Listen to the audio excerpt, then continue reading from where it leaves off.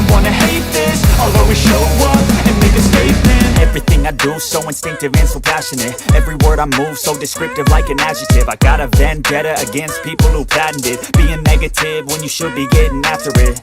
कर सकता हूँ और ज्यादा शैडोज को सेव कर सकता हूँ। जीनू अब टोटल 820 शैडोज को एक्सट्रैक्ट कर सकता है, जबकि 155 शैडो सोल्जर्स को अपने पास सेव कर सकता है। जीनू कहता है अगर मैं डीमंस के शैडो को एक्सट्रैक्ट कर पाता ये तो बहुत ज्यादा अच्छा रहता, मेरे पास तो पूरी एक आर्मी होनी थी। जीनू अपने सोल्जर्स की तरफ देखता और कहता है मेरे सोल्जर्स काफी ज्यादा हो चुके हैं, एक ग्रुप में हमारे लिए मूव करना मुश्किल होता जा रहा है, मुझे इन सबको छोटे छोटे ग्रुप में तकसीम करना होगा। जीनू अपने शैडो से कहता है मैं तुम्हें 6 टीमों में तकसीम करने वाला हूँ, पहली 3 टीमों को लीड करने वालों में इग्रिस, आयरन और टस्क होंगे, जबकि मॉन्स्टर्स की टीम को टैंक लीड किया करेगा, जबकि हाई ऑप्स की 2 टीमें होंगी, एक टीम ए और एक टीम बी। जीनू अपने सोल्जर्स से कहता है तुम्हारे लिए मेरे 2 ऑर्डर्स हैं, अपनी टीम के कैप्टन को फॉलो करो और जाकर जितने भी मॉन्स्टर्स मिलते हैं सबको मार डालो, और दूसरा ऑर्डर ये है कि अगर तुम्हें एंट्री परमिट मिलता है तो उसे लेकर मेरे पास आ जाओ, और साथ ही जाने का ऑर्डर देता है और वो सारे वहाँ से चले जाते हैं। जीनू कहता है मुझे ड्रॉप डाउन आइटम्स को छोड़कर एंट्री परमिट को ढूंढना होगा, क्योंकि मुझे जल्दी से डीमन किंग को खत्म करना है, उसके लिए मुझे टॉप फ्लोर पर पहुंचना होगा। थोड़ी देर के बाद जीनू के पास एक्सपीरियंस पॉइंट्स आना शुरू हो जाते हैं। जीनू कहता है अभी तो मेरी टीम को यहाँ से गेम में ज्यादा टाइम नहीं हुआ और मेरे पास एक्सपीरियंस पॉइंट्स आना भी शुरू हो गए, इसका मतलब मेरी टीम काफी ज्यादा अच्छा कर रही है। मुझे लगता है कि अपने सोल्जर्स को टीम से तब्दील करके मैंने बोला होता है और अपने स्टोर से खरीद कर माना पोशन को पी रहा होता है। जीनू कहता है इस फ्लोर पर डीमंस बहुत ज्यादा पावरफुल है, मेरे नॉर्मल सोल्जर्स इनके सामने नहीं टिक पाएंगे, इसलिए मुझे अपने माना को रिप्लेनिश करते रहना चाहिए। नेक्स्ट सीन कुछ दिन के बाद होता है, जीनू के पास टैंक आकर खड़ा हो जाता है। जीनू टैंक की तरफ देखता है तो उसका लेवल 24 हो चुका होता है। जीनू कहता है जब हम लोग यहाँ पर आए थे तो टैंक का लेवल 14 था, इसने तो बड़ी जल्दी लेवल अप कर लिया। जीनू कहता है कि डीमन कासल के अंदर सिर्फ मैं लेवल अप नहीं हो रहा बल्कि मेरे शैडो सोल्जर्स भी लेवल अप हो रहे हैं, मैंने इनको टीम से तकसीम करके बहुत ही अच्छा फैसला किया था, इससे इनके लेवल जल्दी से बढ़ रहे हैं। जीनू कहता है इस वक्त मैं फ्लोर 80 पे हूँ और मेरे पास सिर्फ 20 फ्लोर रह गए हैं डीमन किंग तक पहुंचने के लिए। जीनू कहता है कि पिछले 2 दिन से मैं लेवल 80 का ही फंसा हुआ हूँ, मैं इसे आगे वाले फ्लोर पर नहीं जा पा रहा क्योंकि मुझे एंट्री परमिट नहीं मिला।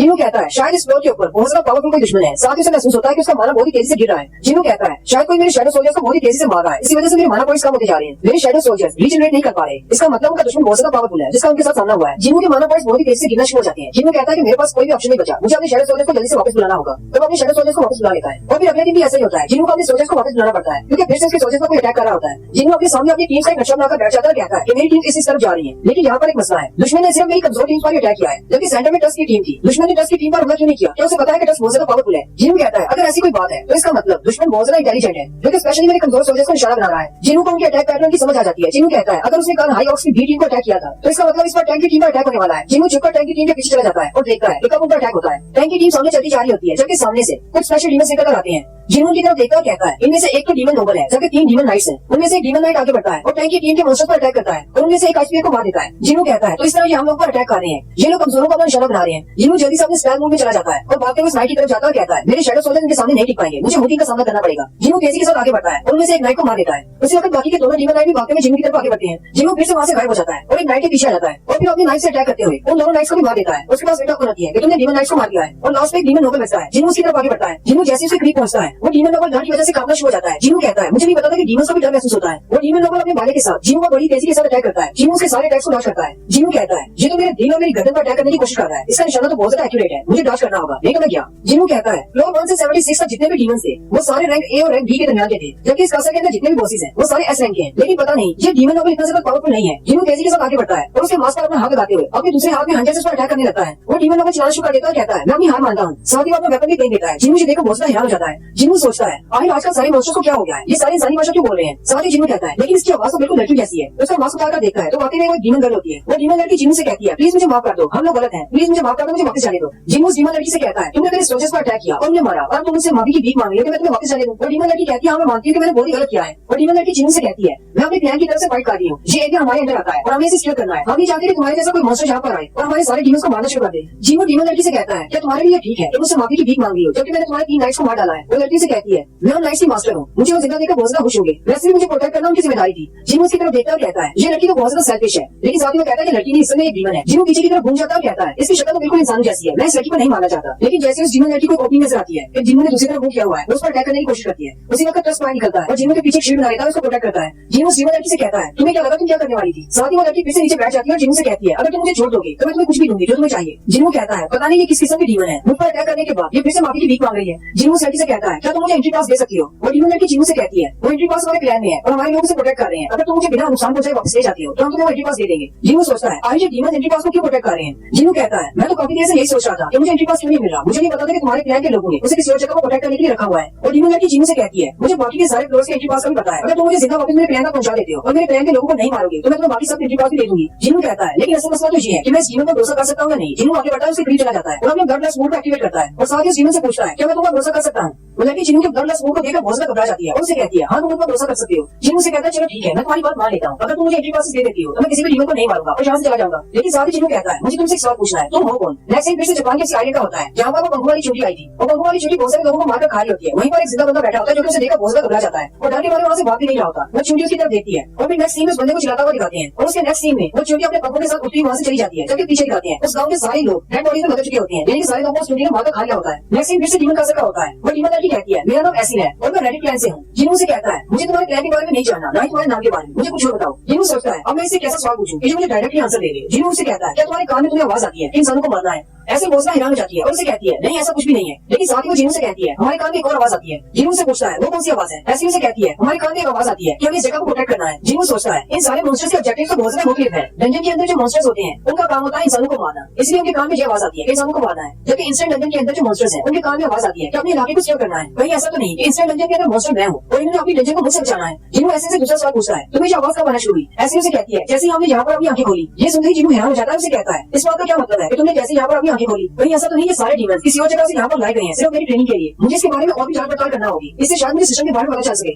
जिन्हों ऐसे से कहता है यहाँ पर आंखें खोलने से पहले तुम लोग कहाँ पर रहते थे। ऐसे जिन्हों से कहती है इससे पहले हम लोग अपने डीमन वर्ल्ड में रहते थे, फिर जाने कुछ ऐसा हुआ कि हम लोग की जैसी आंख खुली हम लोग जहाँ पर थे। जिन्हों ऐसे से पूछता है तुम लोग अपने डीमन वर्ल्ड में क्या कर रहे थे। ये वाला सवाल सुनते ही ऐसे की आंखों का रंग बदल जाता है और ऐसे उसे जवाब देती है हम लोग जंग की तैयारी कर रहे थे। जिन्हों से कहता है लेकिन तुम लोग किसके खिलाफ जंग की तैयारी कर रहे थे। ऐसे से कहती है हम सारे डीमंस मिलकर एक बड़ी जंग की तैयारी कर रहे हैं एक ऐसे दुश्मन के खिलाफ जो कि बहुत ज्यादा पावरफुल है। वो दुश्मन इतना ज्यादा पावरफुल है कि हम सारे डीमंस को इकट्ठे होना पड़ा। लेकिन साथ ही जिन्हों बहुत ज्यादा हैरान हो जाता है क्योंकि ऐसे के एक विंडोज ओपन हो रही होती है जो कि ग्लिच के साथ होती है, जिसमें से कहा जाता है कि तुमने इसको बहुत ज्यादा इन्फॉर्मेशन दे दी है, इससे ज्यादा बात नहीं कर सकते। ऐसे जैसे उसे कुछ बताने लगती है ग्लिच के साथ वो खामोश हो जाती है। सिस्टम उस जीवो को अलाउ ही नहीं करता कि जीवो को इससे ज्यादा इन्फॉर्मेशन मिले। जिन्हों सोचता है बारूका के साथ भी ऐसा ही हुआ था, जैसे मैं उसे इन्फॉर्मेशन निकलवाना चाहता था वो ग्लिच के साथ खामोश हो गया था। इसका मतलब तो ये हुआ इसके साथ बात करने से मुझे कुछ क्लू मिल सकता है। जिन्हों ऐसे से पूछता है वो पावरफुल एनिमी कौन है जिसका तुमने अभी जिक्र किया, जिसके लिए तुम फाइट करके तैयार हो रहे थे। ऐसे जैसे जिन्हों को उसका नाम बताने लगती है फिर से उसमें ग्लिच आता है और इस पर एक जबरदस्त इफेक्ट होता है और वो बेहोश होकर नीचे गिर जाती है। जिन्हों कहता है जैसे मैंने इसे एनिमी का नाम पूछा तो सिस्टम ने बहुत ही स्ट्रांगली रिएक्ट किया है। इसका मतलब तो ये है कि सिस्टम नहीं चाहता कि मुझे दुश्मन के बारे में पता चले। जिन्हों कहता है ये डीमंस जिस दुश्मन के खिलाफ लड़ने के लिए तैयार हो रहे हैं मुझे लगता है मेरे सारे सवालों की चाबी वही है और यहाँ पर एक और मिस्ट्री शामिल हो गई है। आखिर वो दुश्मन है कौन जिसे लड़ने के लिए डीमंस इकट्ठे हो रहे हैं। जिन्हों को ये स्पेशल पावर्स क्यों मिली है। इसके अलावा जिन्हों के डैड ने भी कहा था एक बहुत बड़ी पावर जाग चुकी है। आखिर वो पावरफुल थिंग है क्या चीज, अगले कुछ चैप्टर्स में हमें पता चलेगा। तो यही बात हमारी ऑडियंस को इस बारे में नहीं पता चलता कि आखिर डीमंस किसके साथ फाइट करने के लिए रेडी हो रहे हैं। एपिसोड की शुरुआत में जापान का सीन दिखाया जाता है। वो छोटी जिसे बाहर निकल आई थी और वो जेजू आइलैंड से यहाँ पर आई थी। उसने बहुत सारे हंटर्स को मार दिया होता है क्योंकि बहुत सारे हंटर्स को फाइट कर रहे होते हैं। वहीं पर एक हंटर कह रहा होता है ये कोई नॉर्मल मॉन्स्टर नहीं है, जल्दी से यहाँ से निकलो। वो चुंडी आगे बढ़ती है और उसकी गर्दन काट देती है। जबकि नाइट हंटर्स भी देखकर बहुत हैरान होते हैं और कहते हैं आज ये कैसे हो सकता है, ये मॉन्स्टर तो बहुत ज्यादा इंटेलिजेंट है। इसने सबसे पहले हमारे हीलर्स पर अटैक किया, उसके बाद हमारे सबसे वीक हंटर जैसे कि ई रैंक के हंटर्स हैं उन सबको मार डाला। ये सबसे पहले हमारे कमजोर हंटर्स को निशाना बना रहे हैं। मुझे लगता है कि ये मॉन्स्टर बहुत ज्यादा इंटेलिजेंट है। वहीं एक गाड़ी के अंदर कैमरा लगा होता है जिसमें ये सारी वीडियो रिकॉर्ड हो जाती है और ये सारी फुटेज जापान से कोरिया में मिस्टर बूजिन के पास भेजी जाती है। मिस्टर बूजिन अपने सारे एम्प्लॉइज को इस बारे में बता रहे होते हैं। मिस्टर बूजिन कहते हैं आइलैंड पर जिस चोटी ने हमला किया था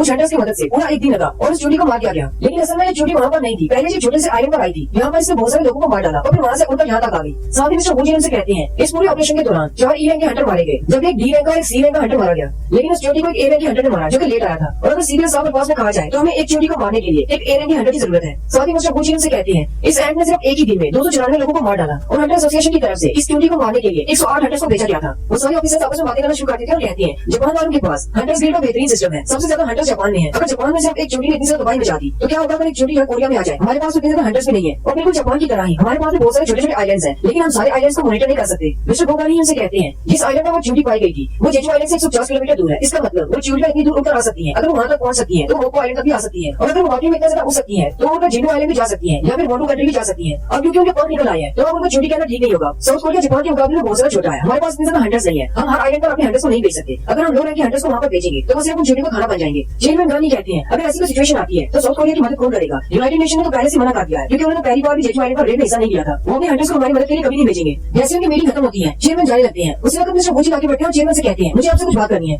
मिस्टर बूजिन आगे बढ़ते हैं और चेयरमैन के कान में कहते हैं मैंने मीटिंग के दौरान इस बारे में बात नहीं की, लेकिन कोई है जिसने हमारी मदद करने का फैसला किया है, उसने प्राइवेटली मुझे कॉल की थी। चेयरमैन गांधी से कहते हैं ऐसा कौन सा बंदा है जो कि सीक्रेटली हमारी मदद करना चाहता है। मिस्टर बूजिन कहते हैं असल में डांसर ने मुझे कॉल की थी, उसने कहा कि वो हमारे साथ जेजू आइलैंड की रेड पर जाना चाहता है, वो हमारे साथ कोऑपरेट करेगा। हालांकि ये बात मुझे कुछ खास हजम नहीं हुई, मुझे लगता है कि वो सिर्फ जिन्हों की वजह से ये सब कुछ कर रहा है। मिस्टर बूजिन चेयरमैन से कहते हैं रेड इंसिडेंट के दौरान व्हाइट टाइगर गिल्ड के मास्टर के साथ उसका झगड़ा हो गया था। इसी वजह से हमने उसको कंट्री में आने का बैन लगा दिया है, इसलिए वो हमारे कोरिया में नहीं आ सकता। लेकिन साथ ही मिस्टर वूजी चेन से कहते हैं सिर्फ डांसो नहीं काटी, बल्कि एक और हंटर है जिसने प्राइवेटली मुझसे रब्ता किया है और वो आपसे मिलना चाहता है। और वो सिर्फ एक हंटर नहीं है बल्कि नेशन लेवल हंटर है और इस वक्त हमारे ऑफिस में है और आपसे मिलना चाहता है। नेक्स्ट सीन फिर से डीमन कासल का होता है। ऐसे को होश आती है जैसे वो अपनी आंखें खोलती है और जल्दी से बैठ जाती है और कहती है आई मैं ऐसे कैसे सो सकती हूँ। जिन्हों से कहता है तो फाइनली तो उठ गई। साथ ही वो इशारा करते हुए कहता है मुझे लगता है कि बाकी के डीमन तुम्हें ज्यादा कुछ पसंद नहीं करते, ये सारे डीमन तुम्हें मारने के लिए आए थे, इसलिए मैंने इन सबको मार डाला। ऐसे ही सुनकर हैरान हो जाती है और जिन्हों से कहती है क्या वाकई में जब मैं सो रही थी तुमने मुझे प्रोटेक्ट किया और मेरी जान बचाई। वो जल्दी से जिन्हों के सामने झुक जाती है और उसे कहती है सर आपका बहुत बहुत शुक्रिया, वैसे भी ये सारे डीमंस के पास इंटेलिजेंट नहीं है, ये हम जैसे डीमंस को अपने जैसा नहीं समझते। जिन्हों ऐसे से पूछता है वो एंट्री पास कौन सी जगह पर है, तुम्हारा क्लैन कहाँ पर है। ऐसे जिन्हों को अपने साथ लेकर अपने कासल में चली जाती है। जिन्हों से देखकर हैरान हो जाता है कहता है एक डीमन कासल के अंदर भी एक कासल है। गेट पर खड़े हुए स्पाई से ऐसे पूछती है मेरे फादर कहाँ पर है। स्पाई ऐसे से कहता है वो इस वक्त थ्रोन रूम में है। ऐसे जिन्हों को थ्रोन रूम में ले जाती है जहाँ पर थ्रोन पर ऐसे के पिताजी बैठी होती है। जबकि जिन्हों उसको देखकर कहता है अगर मैं यहाँ पर फाइट करते हुए आता तो ये बोस बैटल होनी थी और ये बोस होता है इसके साथ मेरी फाइट हो रही होती। ऐसे अपने फादर से कहती है फादर मैं अपने साथ गेस्ट लेकर आई हूँ। ऐसे के फादर उसे देखते चौंक जाते हैं, उसे कहते हैं तुम यहाँ पर किसको लेकर आ गई हो, तुम्हें नहीं दिखता इसने अपने शैडो में कितने सारे सोल्जर छिपा रखी है। ऐसे अपने फादर से कहती है ये हमारा गेस्ट है। फादर से कहती है ऐसा कौन सा गेस्ट होता है जो अपने साथ शैडो सोल्जर्स की आर्मी लेकर आता है। उसे अगर स्पाई आकर जिन्हों को घेर लेते हैं। जिन्हों कहता है इसके फादर की नजर तो काफी ज्यादा तेज है। जिन्हों ऐसे के फादर से कहता है मैंने ऐसे से वादा किया था कि मैं उसको सेफली जहाँ तक लेकर आऊंगा और वो बदले मुझे एंट्री पास देगी और मैं चुपचाप यहाँ से चला जाऊंगा, किसी को कोई नुकसान नहीं पहुंचाऊंगा। ऐसे के फादर जिन्हों की तरफ देखकर सोच रहे होते हैं कहीं यही वो बंदा तो नहीं जो कि अपने शैडो सोल्जर्स के साथ हमारे डीमंस को मार रहा है और डीमन कासल पर ऊपर की तरफ चढ़ता जा रहा है। यहाँ पर मौजूद सारे 20 क्लैंस में से हमारा डीमन क्लैन सबसे ज्यादा कमजोर है, हम लोग इसका मुकाबला नहीं कर पाएंगे, इसलिए तो वोल्केनो मीटर्स को भी हरा दिया है। फादर जिन्हों से कहते हैं क्या तुम्हें सिर्फ एंट्री पास चाहिए। जिन्हों से कहता है नहीं मुझे एक और चीज भी चाहिए। साथ ही वो ऐसे ही करने पर हाथ रखते हुए कहता है मुझे ऐसे भी चाहिए, लेकिन ऐसे जमाना शुरू कर देती है। जिन्हों फादर से कहता है ऐसे को पता है कि बाकी के एंट्री पास कहाँ पर है, इसलिए मुझे ऐसे चाहिए, मैं इसे भी अपने साथ लेकर जाऊंगा। ये बात सुनते ही ऐसे के फादर में बहुत गुस्सा हो जाती है क्योंकि उन्हें सच समझ आती है शायद वो ऐसे को अपने साथ जाना चाहता है। जैसे जिन्हों फादर को गुस्से में देखता है वो ऐसे ही करने से अपना हाथ हटा लेता है और कहता है मुझे लगता है शायद मैंने कुछ गलत कह दिया। नेक्स्ट सीन में जिन्हों खाने के टेबल पर बैठा होता है। ऐसे लोग उसके फादर उनके साथ ही बैठी होती है। ऐसे के फादर जिन्हों से कहते हैं अच्छा तो तुम्हें हमारे पास से सिर्फ एंट्री पास और एक गाइड चाहिए। ऐसे के फादर कहते हैं वैसे एक इंसान के साथ इस तरह की डील करने से मेरी प्राइड में कमी होगी, लेकिन जैसे कि मुझे पता है कि इंसान बहुत ज्यादा पावरफुल है और उसके पास बहुत सारी शैडो आर्मी है, हम लोग इसका मुकाबला नहीं कर पाएंगे, हार मानना ही सबसे बेहतर ऑप्शन है। जिन्हों ऐसे के फादर से कहता है मैं आपकी बेटी को जरा भी खतरे में नहीं डालूंगा, मैं अपना वादा पूरा करूंगा। ऐसे के फादर से कहते हैं चलो ठीक है। साथ ही अपने सर्वेंट से आते हैं एंट्री पास ले आओ और वो एंट्री पास ले आते हैं और वो जिन्हों को दे देते हैं। जिन्हों से कॉल चेक करता है कहता है ये तो वाकई में एंट्री पास है, क्या आपके पास मुझे सारे क्लैंस के साथ फाइट करना होगी अपना एंट्री पास हासिल करने के लिए। जिन्हों एंट्री पास लेकर खड़ा हो जाता है ऐसे से कहता है क्या आप हम लोग चले। ऐसे से कहती है हाँ चलते हैं। उसे लगता है जिन्हों के पास विंडो ओपन होती है, उसे कहा जाता है एक डीमन तुम्हारी पार्टी में शामिल होना चाहता है और इसकी डिटेल्स उसे बताई जाती है कि अगर वो डीमन तुम्हारे साथ फाइट करता है तो तुम्हारे एक्सपीरियंस में से उसे भी एक्सपीरियंस पॉइंट मिलेंगे। एंट्री पास की मदद से सिर्फ वही बंदा तुम्हारे साथ अगले फ्लोर पर जा सकता है जो तुम्हारी पार्टी का मेंबर है। जिन्होंने ऐसे से कहता है अगर कोई फाइट होती है तो तुम्हें इसमें हिस्सा नहीं लेना, सिर्फ मैं ही फाइट करूंगा, तुम पीछे आकर सिर्फ देखना। तीनों दोनों एंट्री परमिट को इस्तेमाल करते हुए 81st फ्लोर पर चले जाते हैं। जिन्होंने ऐसे से कहता है तुम अपने घोड़ा साथ लेकर नहीं आई। ऐसे से कहती है तुम्हारी पार्टी की मेंबर सिर्फ मैं हूँ, मेरा घोड़ा तुम्हारे साथ नहीं जा पाएगा। जिन्होंने जैसे आगे बढ़ने लगता है ऐसे अपना बैग उठाती है और कहती है मेरे पास कुछ है, मेरे फादर ने मुझे एक अल्कोहल की बोतल दी है, इस डीमन क्लैन के सरदार को ये बॉटल बहुत ज्यादा पसंद है, अगर हम उसे देते हैं तो नेगोशिएशन बहुत अच्छी रहेगी और हम उसे एंट्री पास ले सकते हैं उन बिना फाइट के। जिन्हों ऐसे से पूछता है क्या इस क्लैन के साथ तुम्हारा ताल्लुक अच्छा है, क्या तुम्हारे दोनों क्लैंस के दरमियान दोस्ती है। ऐसे से कहती है नहीं ऐसी कोई बात नहीं, वैसे भी हमारा क्लैन बहुत ज्यादा वीक है, जिन लोग हमें बहुत ज्यादा कमजोर समझते हैं। जिन्हों से कहता है मैं तो ठीक हो गया, तुम यहीं पर रुको और इंतजार करो, मैं अभी जाता हूँ वापस आता हूँ। जिन्हों अपने डीमंस की आर्मी को लेकर उनके डीमन कासल की तरफ चला जाता है और फिर कुछ ही मिनटों के बाद वो बाशी क्लैन को हरा देता है और उनसे एंट्री परमिट लेकर वापस आ जाता है। नेक्स्ट सीन हंटर एसोसिएशन की बिल्डिंग का होता है जहाँ पर चेयरमैन गनी नेशन लेवल हंटर के सामने बैठी होती है। नेशन लेवल का हंटर से कहता है वैसे तो मुझे कोडिंग इतनी अच्छी नहीं आती, लेकिन तुम्हारी इंग्लिश से मुझे सुंदर लगता है, तुमने कहा कि तुम्हारा एसआई का हंटर अवेलेबल नहीं है और तुम्हें पता भी नहीं कि वो कहाँ पर है। मिस्टर वू से कहते हैं वो लड़का बहुत ज्यादा तेज है, हमें नहीं पता चलता कि वो कहाँ चला जाता है, लेकिन हमारी मॉनिटरिंग डिवीजन इसके ऊपर नजर रखी हुई है, वो जैसे मिलेगा पता चल जाएगा। नेशन लेवल का हंटर उनसे कहता है मैं तुम लोगों को भरोसा कैसे कर सकता हूँ। मिस्टर वू से कहते हैं अब हमारी एसोसिएशन वाले लोग इतने ज्यादा बेवकूफ नहीं जो नेशन लेवल हंटर के सामने झूठ बोलेंगे। नेशन लेवल का हंटर हंसते हुए कहता है तुम लोगों को मेरे सामने झूठ बोलना भी नहीं चाहिए। वो उनसे कहता है मैंने सुना है कि हमारे डांसों ने कुछ ऐसा पहले यहाँ पर आकर बहुत ही बुरा किया, उसने यहाँ पर मसला क्रिएट कर दिया था, वो क्योंकि खुद भी एक एसआई का हंटर है, इसलिए हम लोग उसे ज्यादा कुछ नहीं कहते क्योंकि आप लोग जानते हैं कि एसआई की हंटर कानून से ऊपर है। चेयरमैन गानी उसकी बात सुनकर कहते हैं ये डांसों को हमारा कह रहा है, इसका मतलब यूनाइटेड स्टेट्स गवर्नमेंट डांसों को अपना मान लिया है, हालांकि वो एक साउथ कोरियन है। नेशन लेवल का हंटर उनसे कहता है हाँ ये बात ठीक है कि मैं यहाँ पर जिनों के लिए आया था, लेकिन अब क्योंकि जिनों का तुम लोगों को खुद भी नहीं पता कि वो कहाँ पर है, इसके अलावा मेरा एक और भी काम है जो तुम लोगों को करना है। मैं चाहता हूँ कि डांसों को साउथ कोरिया में वापस आने दिया जाए, उसके ऊपर जो बैन लगाया गया है उसको हटाया जाए, और मैंने सुना है कि तुम लोगों ने ये काम पहले से कर दिया है, तो इसका मतलब मेरा यहाँ पर कोई काम नहीं बचा। चेयरमैन गानी उसे कहते हैं हाँ तो बिल्कुल ठीक कह रही हो, डांसो साउथ कोरिया में आ सकता है। नेशन लेवल का हंटर खड़ा हो जाता है और चेयरमैन से हाथ मिलाते हुए कहता है अगर मुझे कुछ और रिक्वेस्ट करना हुआ तो मैं तुम लोगों को कॉल करूंगा, अभी के लिए मैं जा रहा हूँ। चेयरमैन उसके सामने खड़े होकर सोच रहे होते हैं, हालांकि मेरी अपनी बॉडी भी काफी ज्यादा है, लेकिन इस बंदे के सामने तो मेरे को एक बच्चा लग रहा हूँ। चेयरमैन गानी से कहते हैं क्या तुम जेजू आइलैंड की रेड में हिस्सा लेना चाहोगे। नेशन लेवल का हंटर उनसे कहता है मैं बहुत ज्यादा बिजी हूँ, मैं इस रेड में हिस्सा नहीं ले सकता, लेकिन साथ ही जाते हुए वो इनसे ये भी कहा जाता है अगर तुम लोग मुझे हायर करना चाहते हो तो फिर मैं इस बारे में सोच सकता हूँ। और साथ ही वो नेशन लेवल का हंटर हंसते हुए वहाँ से चला जाता है और यही वाला उन्होंने अपनी सारी बात बताकर वहाँ से चला जाता है। चेयरमैन गानी मिस्टर वू से कहते हैं तुम्हें क्या लगता है आने वाली जेजू आइलैंड की रेड में ये बंदा हमारे साथ जाएगा या नहीं। मिस्टर वू कहते हैं मुझे नहीं पता कि ये जाएगा या नहीं, लेकिन जापान के एक बड़े गिल्ड ने हमारे साथ कॉपरेट करने का कहा है और इस वक्त जापान से एक हंटर हमारे साथ बात करने के लिए यहाँ पर आ रहा है। नेक्स्ट सीन फिर से डीमन कासल का होता है। जिन्हों बहुत सारे डीमन कासल में जाकर बहुत सारे डीमंस को हरा देता है। अब जिन्हों का लेवल 87 तक पहुंच चुका है। जिन्हों के पास बहुत सारे एक्सपीरियंस पॉइंट्स इकट्ठे होते हैं। जिन्हों कहता है इन सारे डीमंस का रैंक बहुत ज्यादा हाई है, इसलिए इनसे एक्सपीरियंस पॉइंट्स भी ज्यादा मिलते हैं। उससे अगर जिन्हों इग्निस और टैंक की तरफ देखता है, उन दोनों का लेवल मैक्सिमम पर पहुंच जाता है और जिन्हों के पास विंडो ओपन होती है जिसमें कहा जाता है तुम अपने सोल्जर्स को मैक्सिमम लेवल पर पहुंचने पर प्रमोट कर सकते हो। जिन्हों कहता है इसका मतलब सिस्टम में ये ऑप्शन भी अवेलेबल है, जैसे मेरे सोल्जर्स मैक्सिमम लेवल पर पहुंच जाएंगे मैं उनको प्रमोशन दे सकता हूँ। वो दोनों यहाँ पर जिन्हों के सामने बैठ जाते हैं और सिस्टम बार-बार से कह रहा होता है क्या तुम इनको प्रमोट करना चाहते हो या नहीं। जिन्हों उन दोनों की प्रमोशन को एक्सेप्ट कर लेता है। प्रमोशन ऑप्शन को सिलेक्ट करते ही उन दोनों की अपीयरेंस चेंज हो जाती है। इग्निस का रैंक पहले नाइट था, अब वो एक एलीट नाइट बन जाता है। जिन्हों की तरफ देखकर कहता है मुझे लगता है कि मेरा इग्निस अब एक एस रैंक की 100 के बराबर पहुंच चुका है, जबकि टैंक का रैंक नाइट हो जाता है, यानी कि वो एक ए रैंक का 100 बन गया है। उससे अगर ऐसे जो कि जिन्हों के पास खड़ी होती है उसे कहती है क्या तुम्हें पता है कि तुमने अपना कितने ज्यादा क्लैंस को खत्म कर दिया है।